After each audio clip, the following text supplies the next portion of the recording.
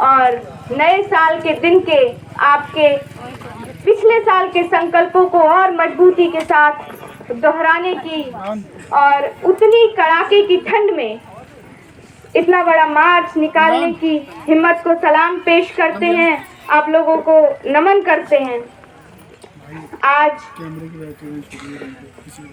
महान एक क्रांतिकारी महिला जिसने पूरी देश में शिक्षा को जन जन तक पहुंचाने की एक मुहिम शुरू की थी, उनका जन्मदिन है, उनको क्रांतिकारी सलाम करते हैं। अभी साथी अरविंद जी ने ज्योतिबा फूले और सावित्रीबाई फूले के पूरे दाम्पत्य जीवन की एक संक्षिप्त समरी आप लोगों के बीच रखी। आज के दौर में हमें जब अपने आंदोलन में सावित्रीबाई फूले के विचारों की एक जो उनका शिक्षा के क्षेत्र में और सामाजिक क्षेत्र में, सांस्कृतिक क्षेत्र में बदलाव लाने की एक मुहिम, उसके पूरे परिवर्तन की जो शुरुआत थी, उसको अपने आंदोलन में जोड़ना है, तो हमें उस पूरी उनके जीवन इतिहास को भी जानना होगा, जो कि अभी साथी अरविंद जी ने रखा बेड। उसके आगे आज आप लोग यहाँ पर मौजूद हैं, आज यहाँ पर आप लोग मौजूद हैं, तो आप कहीं ना कहीं सिर्फ सरकार से अपनी जमीन के लिए नहीं लड़ रहे हैं, आप अपनी बच्चियों की, अपने बच्चों की शिक्षा के लिए भी लड़ रहे हैं।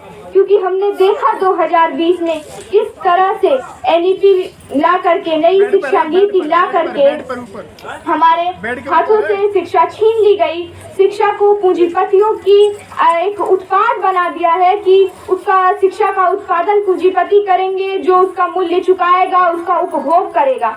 शिक्षा उपभोग की वस्तु नहीं है, शिक्षा हथियार है। शिक्षा हथियार है जिससे हम इस दुनिया को बदल सकते हैं, इस समाज को बदल सकते हैं।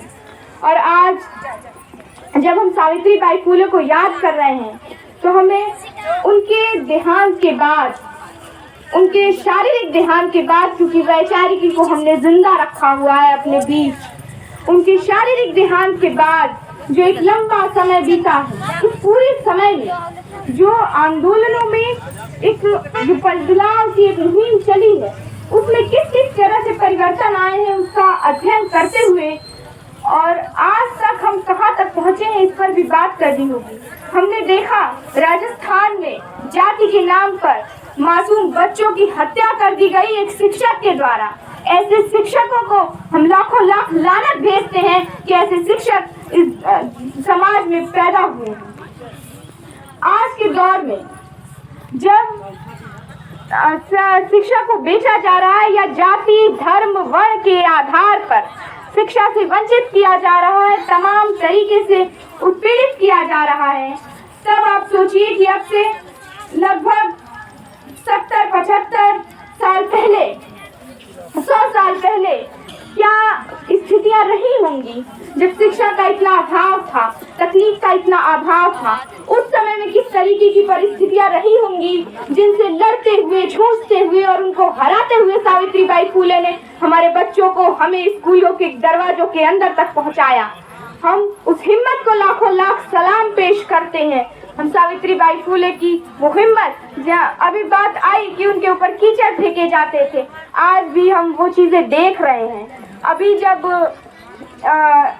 आंदोलन के 2 महीने पूरे होने पर मार्च निकाला गया था, तो उस पर जब हम गांवों से गुजर रहे थे, तो लोग खाली टुकुर टुकुर देख रहे थे और उनको जवाब में यही औरतें कह रही थी कि ताकत का हवा आवा कठोर तहरो जमीनिया जाई हमान बचावा खातिर भाई। तो यही बात सावित्रीबाई फूले ने कही थी कि मुझे देखिए मत या मेरे साथ गलत मत कीजिए, मैं आपकी बच्चियों को पढ़ा रही हूँ, आपकी बेटियों का भविष्य भी मेरे हाथों संवारा जा रहा है। इसलिए फिलहाल हम इस आंदोलन से जमीन मकान बचाने की लड़ाई को शिक्षा से जोड़कर भी देखना चाहिए। हमें अपनी जमीन चाहिए, अपना घर चाहिए, ताकि हमारे बच्चों का भविष्य बन सके। हमारे बच्चों का भविष्य बनाने के लिए शिक्षा की क्या अहमियत है, उस अहमियत को भी जानना होगा। हाँ, हमने देखा कि शिक्षा के बाजारीकरण के चलते ये बच्चे भले स्कूल ना पहुंच पाते हो, लेकिन समय से अपनी तख्तियां लेकर धरने में जरूर आ जाते हैं। क्योंकि ये हम उन्हें सिखा रहे हैं। ये आंदोलन एक पाठशाला के तरीके से उन्हें सिखा रहा है कि क्या क्या उनकी जरूरतें हैं, किस तरीके से नारे लगाए जाते हैं, किस तरीके से बात रखी जाती है, किस तरीके से अपने हक के लिए लड़ा जाता है, और साथ ही साथ पूरी मानवता के लिए, पूरी दुनिया के लिए, पूरे समाज के लिए अलग अलग परिवर्तन की क्यों जरूरत है। ऐसे दौर में सावित्रीबाई फुले की विचारों की प्रासंगिकता अधिक बढ़ जाती है। और मैं लास्ट में अंत में सिर्फ इतना कहना चाहूंगी कि आप लोग भी महसूस करिए, आप सबके अंदर सावित्रीबाई फुले वाला हौसला है, हिम्मत है, बस जरूरत है उसे पितृसत्ता, जाति सत्ता, धर्म सत्ता के विरुद्ध इस्तेमाल करने की। जरूरत है अपने हौसलों को, अपने हिम्मत को उपयोग करके सरकारों को नहीं बल्कि शोषित व्यवस्था बनाने वाले लोगों को हिलाने की, जो शोषणकारी व्यवस्था को चला रहे हैं, ऐसे लोगों को घुटनों पर ला करके पटक देने की जरूरत है। बहुत बहुत शुक्रिया। इंकलाब जिंदाबाद, महिला शक्ति जिंदाबाद।